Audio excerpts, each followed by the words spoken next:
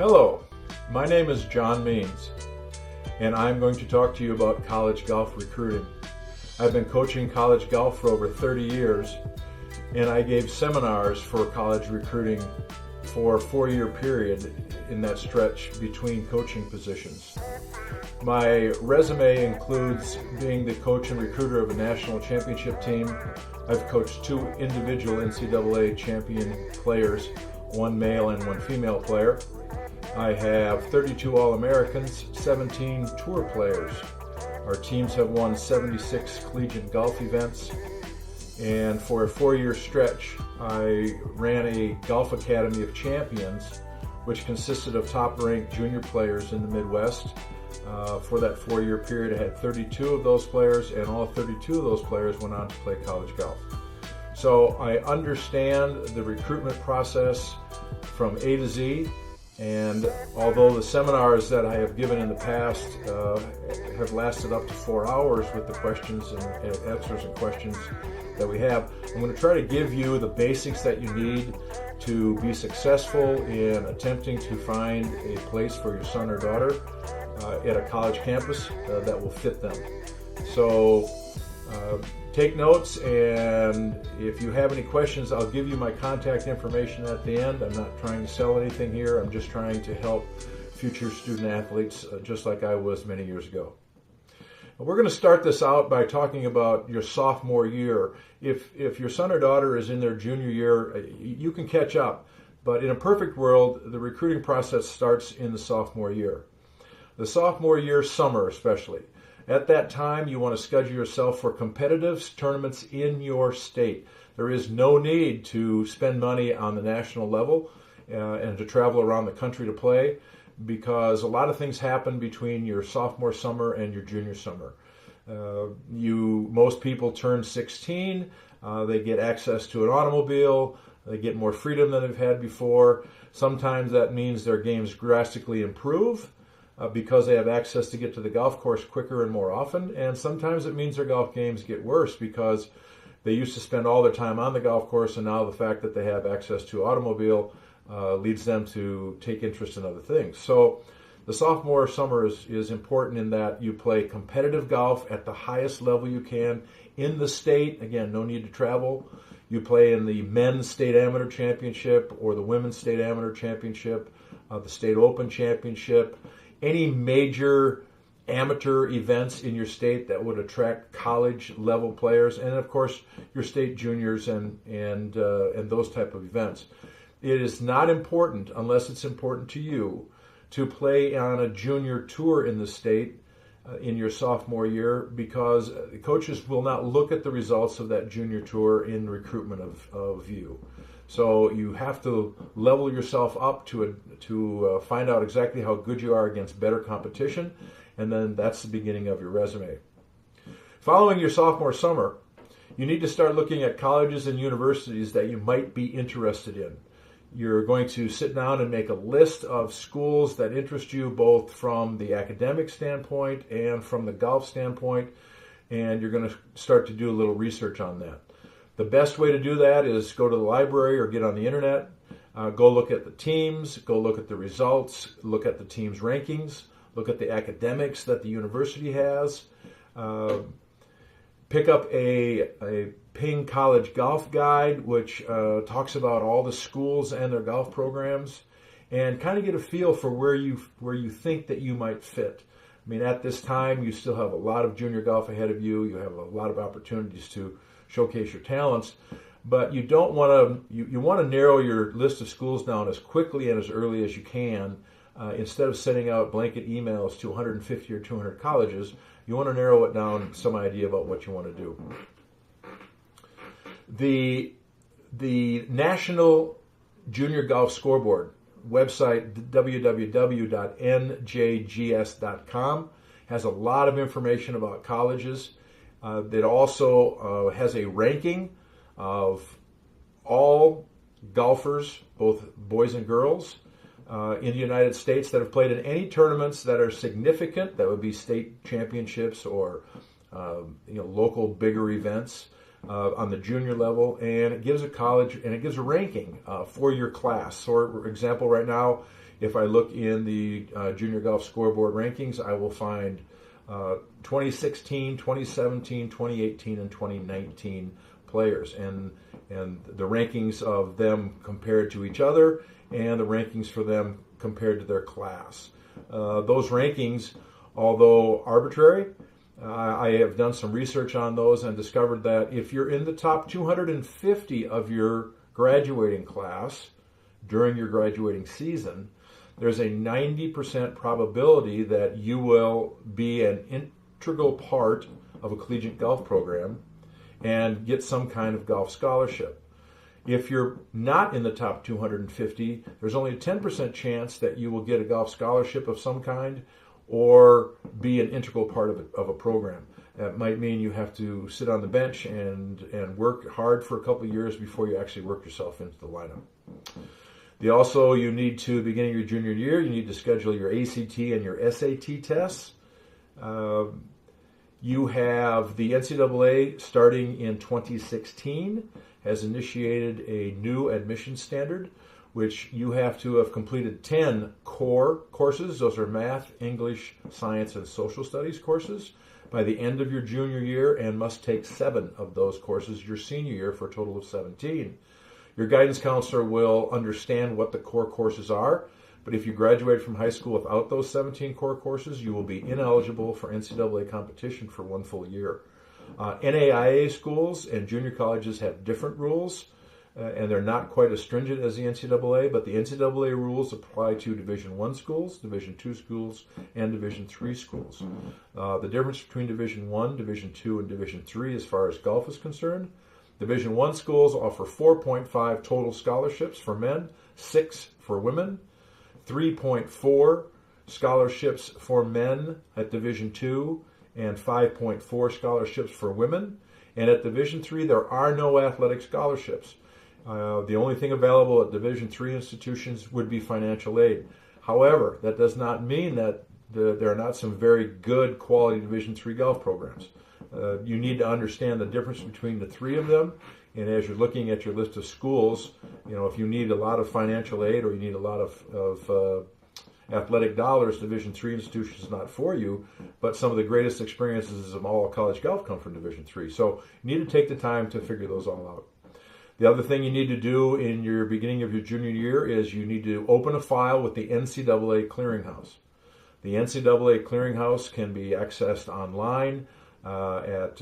Just type in NCAA Clearinghouse in your search engine, and you can find that. I believe there's a fee of $25, but every single person that wants to play college athletics at the NCAA level must register with the Clearinghouse. The Clearinghouse determines your eligibility. What you will send them is your name, your social security number, and then every time a semester ends, you'll send them a copy of your transcripts. You will fill out an amateurism form. You will send them your ACT and SAT scores, and they will use all those to determine your eligibility. You stay up to date with the Clearinghouse, and when you graduate, the last thing you have to send them then is your final transcript. Also, a new rule in college golf: in September 1st of your junior year, coaches are allowed to make phone calls to you. It used to be your senior year. Now it's your junior year. So coaches can initiate the recruiting process. If you don't get a phone call, don't feel bad. What you need to do is you need to start initiating contact yourself. And that's, again, part of the narrowing down process. You send out emails to the coaches or letters to the coaches, and you make these letters very specific. The introductory paragraph, which is short, is a little bit about who you are. The second paragraph is a little bit about your team or your conference, or a player that's come out of your team or conference that's had success at the college level, so the coach has something to compare you to.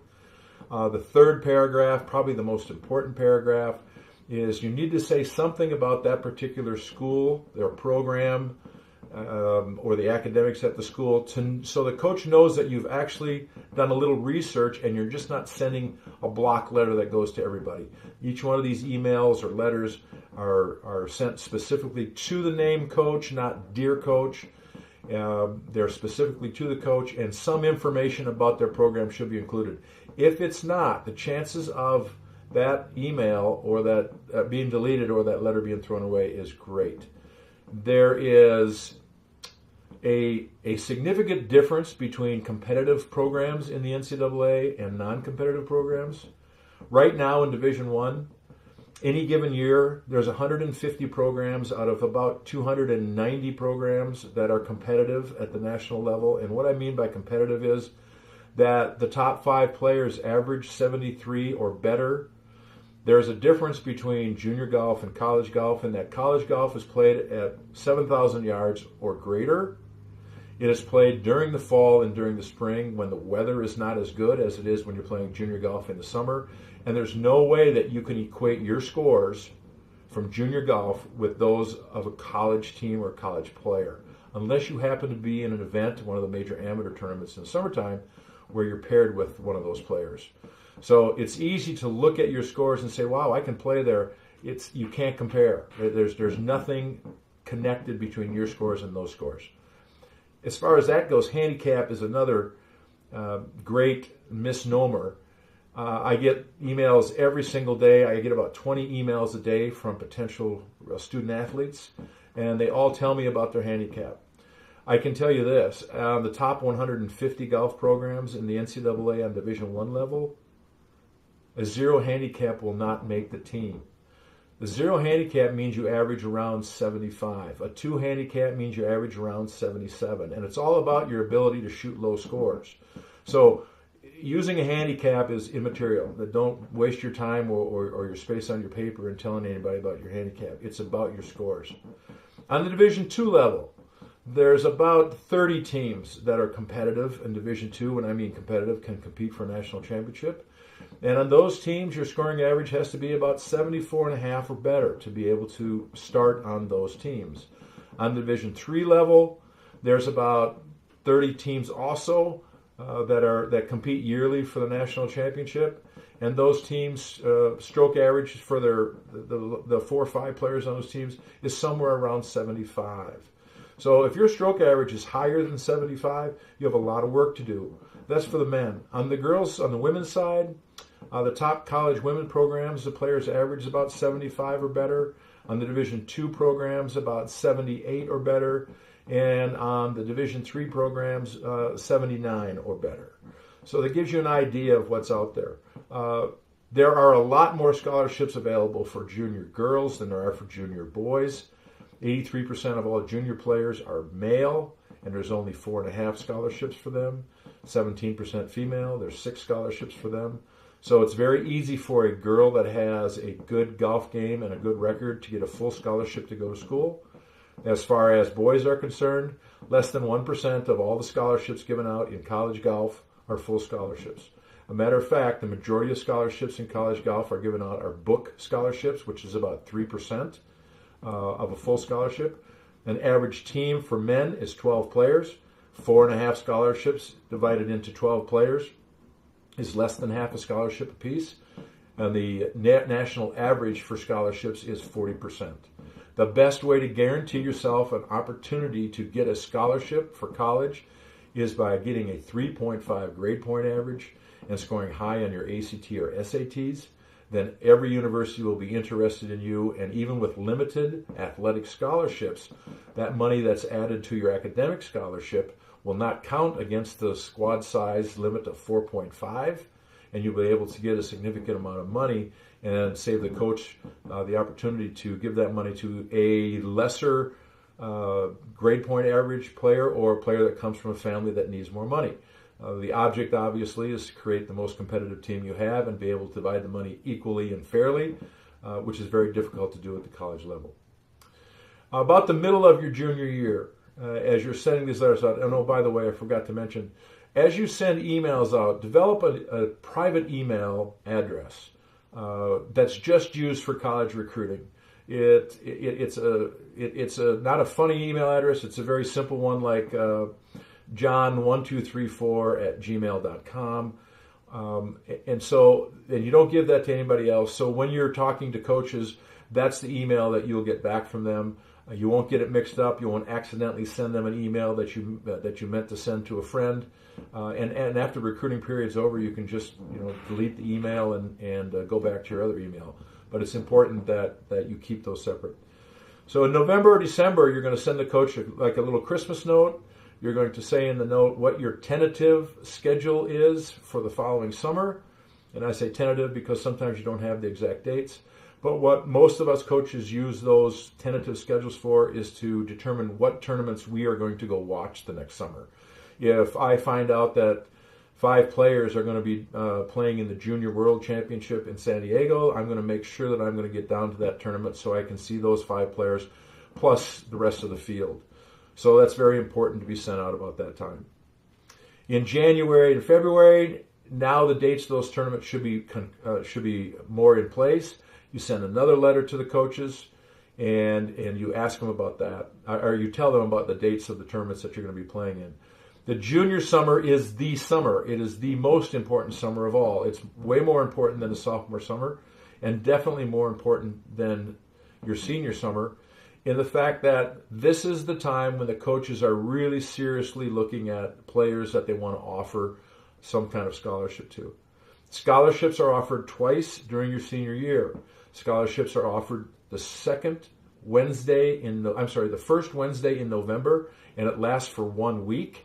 And then it happens the first weekend in April, and that lasts all the way until school starts. Most college coaches want to be done in November so they can concentrate on their team and not have to concentrate on recruiting. So it's very important that your summer schedule is set and that you're prepared to play at the very highest level. The summer schedule for your junior year should include the state championship for juniors, the state amateur championship, the state open championship, and at least one major national championship. As I said before, that could be the U.S. Junior, the Junior World, the PGA National Junior. There's several opportunities to qualify for those events and to get there. You don't have to spend a lot of money to get noticed. You can join the AJGA or the FCWT or the IGRT. There's lots of different leagues out there. But if it requires a great distance of travel, not a lot of coaches go to those events. They get emails from those events that tell the results. If we see something we like consistently, we would send a note to that particular player and find out what their schedule is to go see them later on. But you don't have to spend a ton of money. My suggestion is you take that money that you're going to spend on all those events and you put that in the bank and save it for college. And use these national events that aren't expensive to get into. Yes, you have some travel costs, but those are the ones that the coaches go to. Last year at the U.S. Junior Championship, there was 125 coaches in attendance, and at the Junior World Championship, there was 93. So you play in one of those national events, you will get noticed. In April, May, this is a time in college golf where the conference championships are being played. We're getting ready for the NCAA regionals and the NCAA finals. This is the time where you send out a concrete, yes, I'm entered into these tournaments schedule to the coaches. They are finalizing their airplane tickets and their car rentals, and they're making their summer plans to go and watch as many players as they can with the least amount of money and least amount of travel. So you need to be able to get all that information to them. As I said before, make sure your summer tournaments are good tournaments. Stay away from playing in a lot of the local events unless it's your goal to be the state player of the year. The state player of the year does not hold a lot of weight as far as a college coach is concerned. I know it's important to you or to your parents, but as far as college is concerned, it's not very important. What's important is competing against the best possible players, competing against college players or the best players in the nation. It's also a very good time for you to schedule visits. There are 2 types of visits on the NCAA level. There's an official visit, which is a visit that the university who's interested in you pays for either all or part of the visit, and they can pay for both you, or they pay for you.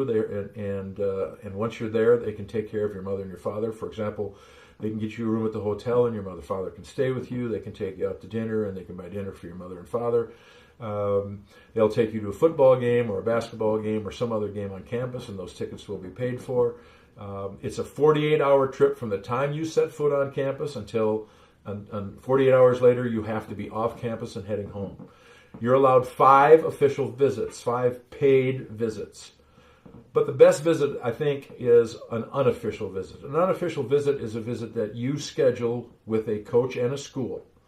And you can go there at any time and stay as long as you want. The downside is that the school can't help you pay for anything. You have to pay for your lodging. You have to pay for your food. You have to, pay for, any movies or things you want to go to. They can give you and your family free tickets to a sporting event. But on an unofficial visit, because you're more free, you can go places that on an official visit you wouldn't have an opportunity to do. You can go talk to regular students. You can go visit professors. You have a ton of time on your hand that's not structured. On an official visit, the coach will structure that trip to make sure that your 48 hours is used to the way the coach wants it to be used and not necessarily to you. It is very important on these visits, very important, that you meet with every player on the golf team, that you meet with professors, that you meet with the academic counselor for the golf program, that you meet with the coach. It's important that you look at the facilities. It's important you talk about the schedule. It's important that you talk about the qualifying procedures and how you'd be able to qualify to go on a trip once you're there at the school. You need to get as much information out of that visit as you possibly can. If a coach is only allowing you to see 3 or 4 players, and you know there's 8 or 9 or 10 players on the roster, that's a red flag that those players are disheartened or wouldn't say good things, and you need to check that out. You need to make a concentrated effort in being able to get to meet all the players. Ask them whatever questions you need answered. Be honest with them, and they will be honest with you. The best recruiters we have are our student athletes. So it's really important that you get to know those student athletes and get everything done on that trip. I would suggest writing a list of things that you need to have, that you need or want when you go to college, and ask those questions. Say, for example, you want a school that has a really good athletic program, meaning that many of the teams play for national championships. If that's one of your dreams, you're not going to go visit a school whose football program is 1-10 and their basketball team won 4 games last year. I mean, these are all part of the college experience. The 4 years or the 5 years that you spend in college are the greatest years of your life. If your mother or father have gone to school, they will tell you, you have more freedom, you have more ability to make errors, you have more ability to have fun, you have more ability to enjoy life than you will ever have for the rest of your time. So you need to really take advantage of those 4 or 5 years. You really need to do your homework and make sure that you know what you're getting yourself into. If you accept a large scholarship at a school that you didn't really enjoy, that you didn't like the players, or you thought the coach, there was something wrong with the coach, or they didn't have facilities, and you hate it after your first year and decide to transfer, you've wasted 1 year of those 4 or 5 great years. So it's really important on these visits that you do your homework. Now you play your summer tournaments, you send the results to the coaches. Hopefully they're good enough for the coach to start recruiting you, but if not, you have to do your best to recruit the coaches, and it's time to narrow down your choices. Remember what I told you about the averages for the programs. There are some Division I programs that are not very competitive. Those programs are there specifically because by NCAA rules, they have to have a certain number of programs to have either college football or college basketball on the campus. What's the cheap program? Golf and tennis. They're the ones that have the fewest athletes. So in programs where you see that the programs are extremely weak, there's not a lot of money put in those programs. They may have a part-time coach. It may be a teacher at the school. It's not really anybody that knows anything about golf. And you need to find that out during the recruiting process. I would estimate that 85% of the college golf coaches at all 3 divisions and NAIA and junior colleges know very little about teaching the golf swing or teaching golf. What they do know how to do is they know how to recruit, they know how to raise money, they know how to manage a program, and they know how to schedule events. If you think you're going to go to college and learn how to be a professional player, Again, do your research and find out what the coach knows and how many players the coach has put out professionally on his teams. Most top programs do not coach the players. Players have their individual coaches back in their home state or their home golf course, and when the players struggle, they fly home, they get help from their instructor, and they come back. I was one of those players that thought a college coach was going to make me into a tour player, and I found out very quickly when I got to school that my coach was an attorney in town, and he only met with the teams on Fridays. So they're out there just like that, and you have to be very careful, but again, that's part of your research. You're also going to take your ACT and your SAT test again at the end of your junior summer. You're going to take that and try to increase your grade and increase your opportunity to get financial aid. Remember, I said early signing dates for college begin in November. They last 1 week. The goal for you is to get done at that time. Early commitments. It's been a phenomenon in the last couple of years that schools have gotten commitment letters, commitments from players that are right now in 9th or 10th grade. A commitment is a verbal, yes, I'm coming to your institution, and it has absolutely no credence with the NCAA, the NAIA, or a junior college. It means nothing.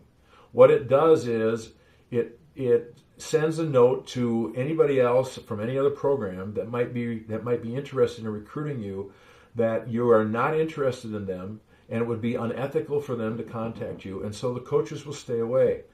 Since it is not binding, I would say about 65% of the people that make early commitments to university are turned down by that university when they come to their senior year because their golf game hasn't improved at the rate of which the coach or the assistant coach thought that it was going to improve. So now you've made the commitment, nobody else has come and watched you play, no one else knows anything about you, and all of a sudden you're stranded. So my suggestion to you is, unless you're 100% sure, unless you are 110% sure, don't make that early commitment, because as I said, it is non-binding, and at any time the coach can send you a note and say, oops, I'm sorry. And as far as that goes, the player can say the same thing. If you're a good player but haven't done anything great, and your junior summer you win the U.S. Junior Amateur Championship, all of a sudden every team in the country is going to be looking for you, every coach in the country. And you've already made a commitment to a mid-level school because that was the best you could find at the time, and now you have an opportunity to go to any school you really want to, then you're going to have to break that commitment. I think it's important as a student athlete, as a young man or woman, I think it's important to honor your word. So if you don't make that commitment early, if you take your time and do your due diligence and understand what's involved in the college recruiting process, you make your commitment when the time is right. If you feel pressured into making a commitment, don't make the commitment. The summer schedule now, as you go into your junior year, remember your core courses, remember your ACT, SAT scores. You keep taking those to get better. It is time now to, if you haven't signed in the early recruiting process, it's time for you to put a little pressure on the coaches. You send them emails and say, hey, I'm still very interested in your program. Have you signed the people you want for 2017, if that's your year? And you start eliminating programs quickly from your list so you can concentrate. You might have to make another unofficial visit to a university to show the coach that you're extremely interested in that program, and you need to really sell yourself. Remember, the bottom line for guys is not scholarship dollars. The bottom line for guys is an opportunity to be able to play and earn scholarship dollars. Women, not the same. Women's teams are smaller, usually 8 players, and there's a lot of money to go around. If you're a good junior girl player, you will have no problem getting scholarship dollars. You can pretty much pick and choose the university that you want to go to. The second signing period, I said, starts in the second week in April. It starts on a Wednesday, and that will go all the way until that school starts. What does that leave us? Well, that leaves us your senior summer. Most schools have signed their players in the early signing period. The few that haven't signed get signed right away in April. But if you're a player that all of a sudden develops into something really good your senior summer, there are spots for you. You have to stay in contact with the programs. There's players that sign scholarships that for whatever reason, family issues or something comes up and they don't take them. They decide not to go to school. So scholarships are still available in the summertime if that interests you. You have to make sure that when you go to these institutions that you tell them that, if something happens, I'd still be interested in coming to your school. So those scholarships can be offered all the way up until the first day of school. So your senior summer is no junior events. It's only major amateur events or major national amateur events, and you stay away from the juniors. After you graduate, you send the NCAA clearinghouse your final transcript. They declare you eligible. You then are allowed to, all schools that are interested in you will know that you're eligible immediately and ready to go. And that part is pretty much done. There's three things that I really would like you and your parents to think about as you go through this process. As I said earlier, college golf or college is the 4 or 5 best years of your life. Here's three things that happen to every single person that goes to college. There's three things that you have to do, and these are not in any particular order. Number 1, you have to go to practice and you have to play your sport. Number 2, you have to go to class and you have to do your academics and study. Number 3, you have to have a social life. And what I'm telling you right now is probably the most important part of this whole message. You have to give 100% when you're in those arenas and not worry about the other 2 arenas when you're there. And here's my example. You're sitting in your math class on Tuesday morning. You're sitting next to somebody that you're starting to feel comfortable with. There's a movie playing at the movie theater on Wednesday night at 7 o'clock. You ask this person out for a date. They say yes. The teacher's going through the math and he tells you there's a math exam Thursday morning at 8. So now you've got Wednesday night at 7, you've got a movie. Thursday at 8 in the morning you have a test. And Tuesday and Wednesday you have qualifying to go to Hawaii, and you've never been to Hawaii before. So you get to the golf course, you warm up on Tuesday, you're ready to go. You're thinking about, wow, you know what? I'm going to have a date with this person that I met in math class, and you're kind of excited about that. And you go out and play, and after 5 holes, because your mind wasn't 100% there, you're 2 over par, and the people that you're playing with are 2 under par. And you found yourself behind. And now you're working hard to be able to get it back, and you end up shooting a 73, but everybody else has shot 68 and 69. You're not a very happy camper. You go to the golf course the next day, your date's coming up, your plan was your tee time is at 2 o'clock, you're going to be done around 6 o'clock, you're going to go back to your room, you're going to take a shower, you're going to get yourself all spruced up so you can go on this date. At 7 o'clock, you're going to take the person out. Your goal is to hold a hand or get your arm around or whatever. You've got a goal during this movie that's going to happen, but you have to be back in your room by 10 because you have to study for your math exam that's going to be on Thursday morning. You go to the golf course, you're excited, the same thing happens, you warm up. Oh, there was a rain delay in the golf course. They had to suspend play for a while, and you don't tee off now till 2:30. So you get to the tee box and you're hurried. And you play and you're 2 or 3 over par after 5 holes, everybody else is under par. You played very poorly, you don't qualify to go to Hawaii. You're angry. It's 6:40 now. You've got 20 minutes to pick up this person and go to the movie. You don't have time to go take a shower. You don't have time to change clothes. You're angry. You grinded all day long. You go grab the person. You go to the movie. Your mind is on your golf game. Before you know it, the movie's over. You didn't get to hold hands. You didn't get to put your arm around. Nothing's happened the way you planned it. So you say, you know what? Let's go get a pizza and a soda. And you're going to make your plan work. Well, by the time your plan works, it's now 12. Remember, you played 18 holes of golf and you grinded. You are tired. So now you go back to your room. It's too tired to study, so you set the alarm for 6. The alarm rings at 6 o'clock in the morning. The first thing you do is you reach over and hit the snooze alarm. You hit the snooze alarm 3 times, and before you know it, it's 7:45. You jump into your sweats. You race as fast as you can over to take the test. You haven't studied. You failed the test miserably, and now you have to go to the golf course for practice. You see, this is a vicious cycle where you did not give 100% to each one of those areas that you were in. And because you didn't give 100%, you failed in every one of them. And that's the freshman, that's the three-legged stool, as I call it, for freshmen.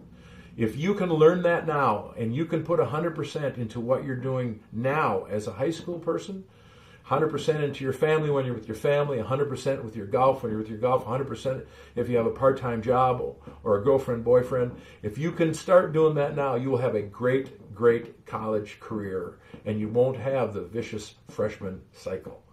So that's the probably most important thing that I can tell you about the whole little presentation I'm giving right now. A couple more notes. When you're looking for schools, start out with what you must have as far as your list of questions that you ask yourself. Then next is, what would I like to have? And then third would, what would be just super deluxe phenomenal that I had? Write those all down, and if you find an institution that has all of those, put that number one on top of your list. Again, my name is John Means. I will be more than happy to answer any of your questions that you have if you send me an email at johnmeansgolf@aol.com. Again, I've been doing this for over 30 years. I understand the recruiting process inside out and upside down. I was president of the Golf Coaches Association. I know virtually all the golf coaches in the United States and something about all those programs. If you have a question that I didn't answer, or I opened up a box that you need more information on, again, I'm not trying to sell you anything.